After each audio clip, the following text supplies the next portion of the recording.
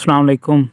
आज हम आपको इस वीडियो में बताएंगे रोज़ा रखने से इंसानी जिस्म पर क्या असरात पड़ते हैं। इस्लाम में रमज़ान के महीने में रोज़ा रखना इबादत और फ़रीज़ा है, जिससे इंसान के जिस्म में ऐसे नाकाबिले यकीन फ़ायदे मरतब होते हैं।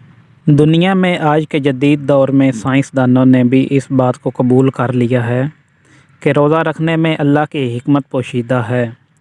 मुसलमान 1400 साल से रमज़ान में रोज़े रख कर रूहानी और जिस्मानी फ़ायदा उठा रहे हैं। रोज़ा रखने से इंसान के दिमाग पर भी मस्बत असरात मरतब होते हैं। तहकीक से मालूम किया है कि हर वक्त इंसानी पेट का भरा रहना इंतहाई नुकसानदेह साबित हो सकता है। हर वक्त खाना इंसान के दिमाग पर बराह रास्त असर अंदाज करती है।